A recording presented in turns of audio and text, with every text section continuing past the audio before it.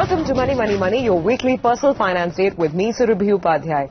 The last few weeks have been a roller coaster ride in financial markets. A big fall in equities, rising interest rates, weakness in the rupee, and a volatile global environment have really taken their toll on the street, on sentiment, and probably on your mutual fund NAVs as well. Now, this is not a time to panic, but perhaps a time to recheck your short-term goals and your fund requirements, and then accordingly take stock of your mutual fund portfolio. And that is exactly what we intend to do in this edition of the show. Joining me to do that are Anupam Guha, Head of Wealth Management at ICICI Securities, and personal finance expert Hemant Rustagi. Gentlemen, thank you so much for joining us on the show. First things first, it really has been quite a nerve-wracking change, right? From the highs of August to the manner in which September and October have played out. Let's just get your first thoughts. Anupam, how have you read the volatility? And we kept thinking that it's going to pass, but it's been a slightly more prolonged stretch this time. Absolutely, Surabhi. So, interesting times for sure. Markets have been on a spin. And really the global factors haven't really helped, be it crude, as you mentioned, or the sliding rupee. And in context of that, I think what one would need to really do is take a closer look at their own existing portfolios and see how would they want to really strategize going forward for the next 12 months. Right? So that clearly I think one would need to really look at. Yeah, absolutely. So, Mr. Rustagi, I guess for someone who doesn't need any money right now. Yeah, absolutely. So, Mr. Rustagi, I guess for someone who doesn't need any money right now and who has a longer view, 5 years onwards, for them, no need to bother, right? Just switch off TV, mobile phones, everything, and just stay with your investments. Is it that environment? I think that would be the best thing to do, of course. But it's very, very important to, I think, be very clear about how you build your portfolio. So if you build your portfolio, align your investment to the goal, especially the guys who are investing on a regular basis. If you have done that in the past and looked at your asset allocation properly, and within assets, for example, if you look at equity, you have kind of very well balanced portfolio in terms of allocation to large cap, mid cap, small cap, and your funds have been performing consistently earlier. I think you just need not worry about it. But this is the time, obviously, it can be very, very challenging time, but this is not the time, as you rightly said, not to panic. Okay, I mean, stick to your investment goals, stick to your investment process, and if you're investing through SIP or regular investment, continue with that. Okay, there's no reason for you to stop it. Stop SIP. Because we have seen these kind of falls before. The reasons may continue to change, or you may still see markets going down from these levels, but that's the nature of the market as such. I don't think investors need to really worry about it. But if you're not someone who really planned your investment well, it's the time for you to go back to the drawing board and see where exactly is your portfolio. Did you make your portfolio very aggressive in terms of allocation to mid and small cap? Maybe that's the time to need to start rebalancing it. But if you have planned it properly, no need to worry. Okay, Anupam, what kind of queries are you seeing coming in from clients? Are people a lot more sort of stable this time? Are they willing to stay the course? What kind of questions are coming up? So, I think what's really come out is that I think people are wanting to look at their own portfolios and see whether they've really done the asset allocation right. I think in last 1 year, when markets really rallied well, small and mid caps really had a good gain, people went overboard, and really it is here that people are wanting to go back to basics and see in context of how they have structured their portfolio to their goals and cash flows, have they been able to manage it well. So I think most of the queries that are coming in today is essentially that, when we look at the markets, and it's been, bipolar. Till some time back, maybe a month back, you had, the Sensex or the Nifty really holding forth. And it was largely because large caps were holding. Versus, in case if you had built a portfolio which was heavy on mid cap or small cap, there was divergence. Your portfolios were down minus 20%, while the overall headline numbers looked good. And now when, the large caps also have taken a beating, really people are asking themselves that how do I really plan the next 12 months? So I think most of the questions that we are receiving at our end are largely in that context. So let's take up the asset allocation sort of question first up, because that is the most important one, right, Mr. Rustagi? Now, ideally speaking, it should be based on your risk profile, your goals, your age factor, etc., things like that. But at times we do go overboard. I mean, in a good market, everybody's telling you that, you should really load up on equities. So there would be portfolios which are very, very heavily equity oriented right now, where people didn't want to put too much of money in fixed deposits or even in debt mutual funds. how should one begin the rebalancing? Is this the time to look at, let's say, balanced funds or maybe pure debt funds? Or is this the time to actually, go a little more aggressive in equity and look at buying in equity because you're getting lower prices today? Look, I mean, it's never a great idea to look at what's happening in the market and start rebalancing your portfolio. There has to be a reason for that. There are investors who very systematically rebalance their portfolio at the end of 1 year, at the completion of 1 year. 1 year because it makes your gains tax efficient. So if someone who has been doing it regularly, and the fact that every time we always recommend that when there is a change in the asset allocation to the extent of 10% or more, maybe that's the time you start looking at rebalancing. So I would tend to agree that if there is someone who is looking at still long term, still has a time horizon good enough to be in equity, this is the time to rebalance, which means you start allocating more. You buy more if you have a 10-year long-term view on equities. Absolutely. Okay. You start putting more money. Yeah. I'm not saying that the markets can't fall from here, so you have to do it gradually. You just can't put all your lump sum here. Maybe in 2 or 3 tranches you can do it. But definitely a good time for people to start increasing their allocation to equity, not because the markets are down, just because you're following the discipline of rebalancing your portfolio. But for someone, like I said earlier, who has aligned the investment to the goal, you still have a time horizon for retirement for 15, 20 years, for child education for 10 year plus. As long as I said earlier, if you're very clear about the kind of funds that you have and your asset allocation is in line with that, no need to make any changes. I would not want someone to, put 2 or 3 year money to take advantage of the market. So I think that's something which can be a very, very risky strategy. Okay, absolutely. Take that in point. But the fact is that not all of us are as organized who've got their long-term 15, 20-year goals sort of charted out. So for that category, Anupam, people who are now looking at their portfolio and wondering do I have too much equity exposure? Should I go to a balanced fund? Should I do hybrid funds right now? So what should the approach to asset allocation be if you're looking at your MF portfolio, and obviously a lot of it is down in losses, not just on the equity side, even on the debt side, because we've had problems with respect to how credit funds are doing, and maybe there are losses there as well as interest rates have shot up. So I think very valid points, Surabhi. So I think what one would need to do, one is the overall asset allocation, but I think one would also need to look at the macro and see with the changing times, is your portfolio aligned or not? And I will just give you a few examples here. So say, for example, in equity, what really has happened? Why is it that suddenly we think that what kind of stocks would do well?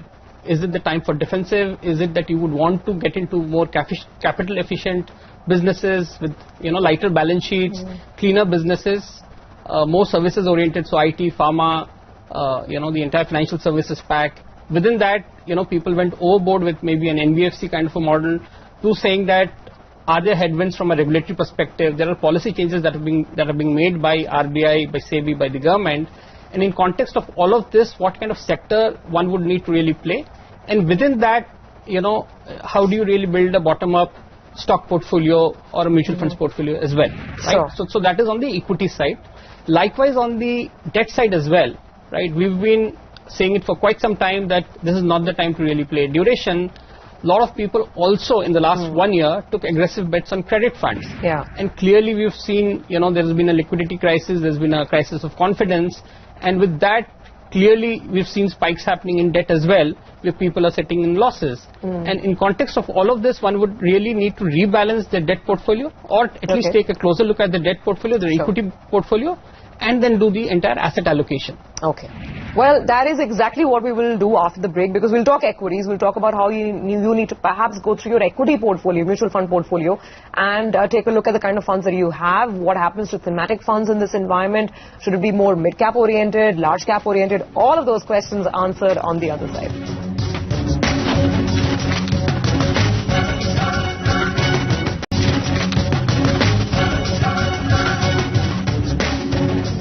Welcome back. You're watching Money, Money, Money, and this week we're talking about the volatile market scenario that we have seen both on the equity side, on the debt side, and currencies, and what that means for your investments, your mutual fund portfolio. And now we are talking equity mutual funds. So gentlemen, as you said, obviously if a person is young and still has 10, 15 years of investing life ahead of him or her, then equities is still, a great asset class to be in. But Mr. Rustagi, here's the thing.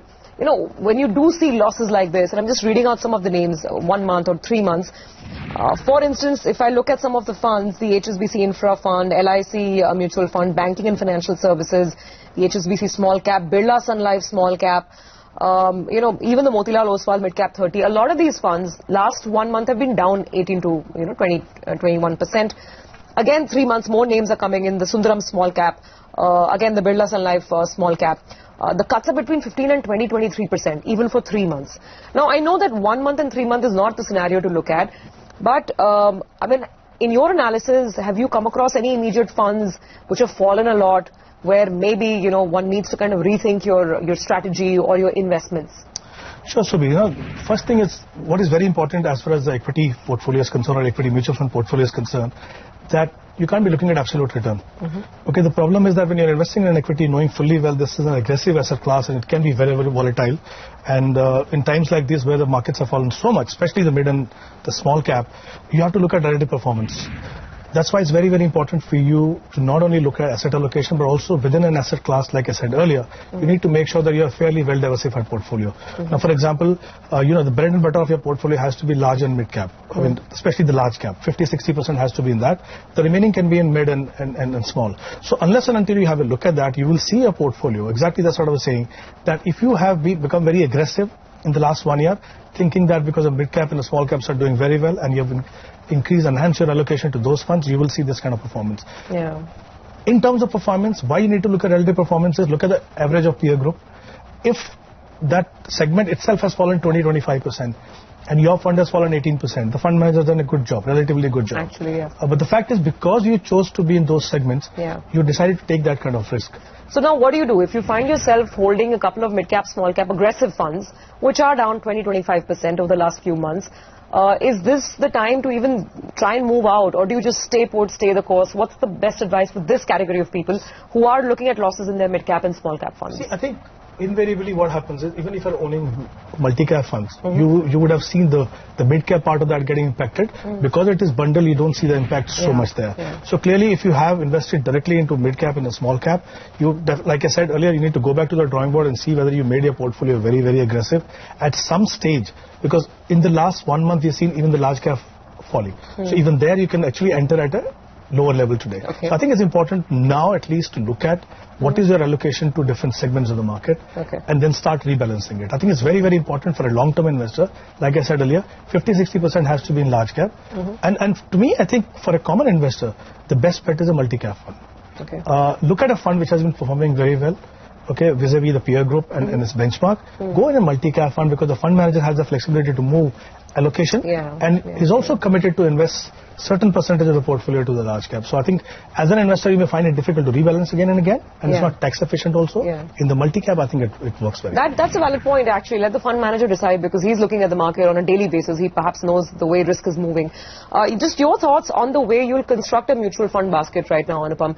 Do you concur that largely in this kind of a market environment, next 12 months, you'll give more weightage to large cap funds? That's clearly the point, right? So also, I mean, when one is looking at the entire asset allocation, I think and it's slightly outside of the MF purview as well, is to look at all the asset classes together and how does it really look like. So say, for example, because we were talking salaried employees, many of us have large portions of our debt allocation through, say, a provident fund. Have you really looked at that and then charted out your asset allocation? Because people tend to only look at their mutual funds portfolio and try and do an asset allocation, which may not be the right thing to do. You need to really look at all your asset classes, be it gold, be it real estate, be it debt, be it equity. And within that, one will really need to look at how does the portfolio look like. And, when the moment for a salaried employee, you put in PF as a component in debt, you will realize that maybe on the debt side, that is taking almost 50% of your overall allocation, and hence maybe you may want to look at that. Would you want to reduce your MF debt allocation and move in a little bit more on the equity side, given that valuations have also become attractive for us to invest? Okay, fair. Sir, I'm going to come back to the multi-cap funds, because, I mean, as you rightly said, I think in this environment it's a good idea to have perhaps some money invested there. Now, if I look at the performances, quite a few of the large AMCs are obviously offering these products. And for the 1 year return, many of the mid-cap funds, at least multi-cap funds, are still positive, barring the Motilal Oswal Multi-Cap 35, which is still down about 10% in a 1 year time frame. What are your favorite picks here? I think if you look at this specific fund that you just mentioned about, even though it has fallen more than the peer group, but this has been a great performing fund. This is a fund which takes basically a concentrated bet. And the problem with the concentrated bet or a focus portfolio is that when there is a fall, and some of the stocks where you have taken a heavy exposure, don't do well. For example, in this portfolio, you see Bajaj Finance and Eicher Motor and a couple of others. Indigo was also there. Okay, so we're there. Obviously, when you see the fall, you will see the fall more than the peer group. But then I think the key factor is when you're looking at multi-cap as a category, you need to have, if that is going to be your major chunk where money is going in, at least 2 or 3 good multi-cap funds. So all the funds do not perform exactly in the same way. Like I said, this fund was doing better than others. Then there are a couple of other funds. For example, I tell you, Kotak Standard Multi-Cap has been a very, very consistent performer. One can definitely look at that. And in that category, I would say maybe look at one contra fund, Invesco Contra Fund, for example. Look at different strategies within that so that you see that they don't behave exactly the same way. If you have a similar looking fund in terms of exposure to different, in sectors, stocks, they will exactly behave the same way when the markets go up or go down. And you don't want that to happen to your portfolio. So I think these are 2-3 funds that one can look at in this segment. Okay, fair enough. Just a point also, you mentioned some of the NBFC names like Bajaj Finance. That got me thinking. NBFCs largely and financials have been hit very, very hard in the current market fall. Now, what would be the advice to someone who did have a bit of thematic fund exposure and has some presence in a banking and financial services fund? So, Anupam, your thoughts there. Is it the time to get out, or, now that you've already taken a hit, do you stay invested specifically in the banking and financial services funds? So, clearly as a broad theme, banking and financial to us looks very good. That's the theme for future. It's a mega trend. Given the financialization of savings that's happening in the country, given how markets are, growing, clearly we think that this is a sector that one really needs to be at. Here, within that, one will really need to look at the underlying portfolio and how it's been constructed. Is it really NBFC heavy, to maybe a corporate bank heavy, to a PSU bank heavy? And within that, one will really need to construct the portfolio. So our take on it is clearly that we favor big banks with large CASA, strategies, far more broad-based banks. So clearly I think those are the themes that we would want to play. Having said that, and specific because you mentioned Bajaj Finance, I think the business model is great. And as a stock, we continue to like that, given where the valuations are. Okay, all right, fair enough.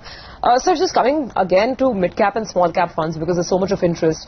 Looking again at purely at performance, now 6-month performance or 1-year performance, the SBI Magnum mid-cap has been particularly hard hit. It's down 14-15% in the last 1 year. It's down 20% in 6 months. So for those who have holdings here, is there any reason to look at a change? Or do you think this is this particular fund can weather this market storm? No, I think that particular fund has been doing actually very well. See, what has happened is some of the small cap funds stopped taking money some time back. Now, what typically happens is that when you continue to get your money, the fund manager has an opportunity to buy at a lower level. You can average it down. But when you stop inflows, except SIP, the SIPs are still continuing. But the lump sum money has not been coming in there. So it can happen at times that the fund performance will get impacted because the inflows are not coming in. But I believe that's a good quality fund. The problem with the mid cap and the small cap especially is that, it's very stock specific.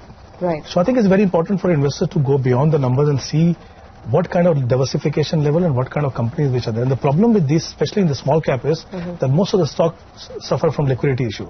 Okay, so when the markets fall, there are no takers for those stocks, and that's why you see the fall much more there. So I think it's important to not look at only the performance number, go beyond that, look at the level of diversification, look at the kind of stocks which are there, and unless and until you are really comfortable, if you can't do it yourself, take help from somebody. But I think it's very important to go beyond the numbers and look at stocks, the quality of stocks, especially in the mid cap and small cap. Absolutely, and then take it. I couldn't agree more. So do tell us your favorite names as well, because and this is obviously for the investors who can take higher risk and who can ride out this period of volatility. For those investors who are looking at fresh deployment in mid-cap funds or small-cap funds even today, which are the 1 or 2 names maybe that you would still go for? Well, in the mid-cap, I would say one can look at HDFC mid-cap opportunity. Kotak has a good fund, Kotak Emerging Equity, and L&T has a L&T mid-cap fund. These 3 funds in the mid-cap category. In the small cap, I would say HDFC small cap has been doing very well. It's a very excellent portfolio. L&T Emerging is another one that one can look at, and Reliance small cap. Okay, so these are 3 funds in small cap one can look at if someone is looking at investing today. And your large cap bets, because as we began the discussion, that has to be the lion's chunk of your portfolio, anyone's portfolio.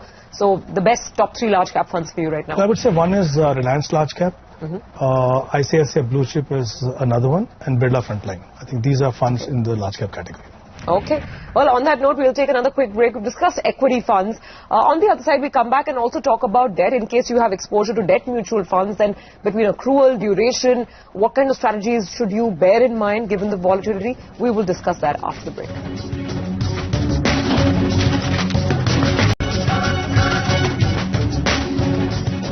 Welcome back. You're watching Money, Money, Money, and this week we are talking about the market volatility and how you can rejig your mutual fund portfolio if you need to, if you do have requirement of funds as you're looking at the volatile market environment. Gentlemen, so that really is my last question on the equity side at least. Now, if you have, let's say, some fund requirement that's coming up, Mr. Rustagi, you're a long-term investor, but you know that over the next 6 months, you will require a couple of lakh of rupees for some short-term goal.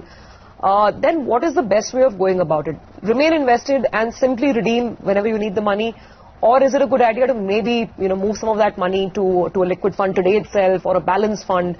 I mean, how do you start withdrawing, causing minimal damage to your holdings is my first question. And the second question is that if you are a self-employed professional and there are lump sum payments coming in and the market is down, then what do? Do you invest in one go? Do you do a SIP? Again, thoughts there. Well, let me begin with the investment part, especially for someone who is self-employed. And if obviously he's not the guy who's investing on a regular basis through SIP because the income can be erratic at times. So my recommendation then would be that maybe 40 to 50% lump sum. Okay. And the remaining 40 to 50%, depending on how much you invest, lump sum through a systematic transfer plan. Okay. Okay, because you see in the next 6 months or so, you're going to see elections. You will see the market volatility continuing. So I don't think it will be a great idea to put 100% at one level. There is systematic transfer plan that can be done. So I think do a mix of lump sum as well as systematic transfer plan. Okay. As far as the withdrawal is concerned, clearly, normally what we recommend is that when you align your investment to your goal, 6 months to 1 year before you complete your time horizon for that, start withdrawing the money. And if someone has not done that, maybe it's a time to really go back and look at the portfolio, which are the funds that can be withdrawn. This is not a great time to take out equity funds. If you have some portfolio which has hybrid fund where equity exposure is much lesser, you may have aligned it to some other goal. There is no harm for the time being to take that money out, provided that has already become long-term capital gain. Look at those factors and then start withdrawing from those. But if you have a portfolio which is 100% equity, you have no option but to start removing it. Even there, I would say, maybe if you need $100, you don't have to withdraw $100 today. I'm sure there are going to be bounces in the market. Those are the time maybe you can start withdrawing some money, but you need to start doing the process now. Okay, absolutely. Same question, Anupam, to you. Just your thoughts on the lump sum versus SIP argument for the moment. If someone's got a bulk of cash coming in, and withdrawals, because that's very important. We don't think about what our withdrawal strategy should be, and then we get caught up in this market volatility, and we end up missing quite a bit of of the cream of our investment. Sure. So one thing is for sure that I think people have realized that there are a lot of moving parts in the economy, in the overall global market, and as we see the next 6 months, with state elections coming in, crude, at least today the challenge with crude is that there isn't supply. And I think the US supply would come in maybe by next year only, given the sanctions in Venezuela, Iran, etc. So with all of this in mind, at least I would suggest that maybe we put in 1/3 of the money as lump sum at this point of time and stagger the rest of it over the period of the next 6 to 8 months from an equity allocation perspective. Okay. In terms of withdrawals, as you rightly mentioned, especially for somebody who's self-employed or has already plans made, clearly I think if you have a debt allocation, and as he rightly mentioned, in case if it is outside of or it's already become a long-term capital gain, one would really need to look at the overall portfolio and see if you're able to really take out money from therein. Sure. And clearly my advice would be that you need to move your money into a fund like a liquid fund. Okay. And really wait for the next 3-6 months as and when you need the money. Okay, well, all right. I think that's some advice that our investors can keep with themselves as they're looking at planning their investments as well as their redemptions and withdrawals. Thank you very much, gentlemen, for joining in and giving us those words of wisdom. Hopefully that's of good use to all the money viewers. That's it on this week's episode. Thank you for watching. We will see you again next week. Keep the feedback, comments and queries coming in.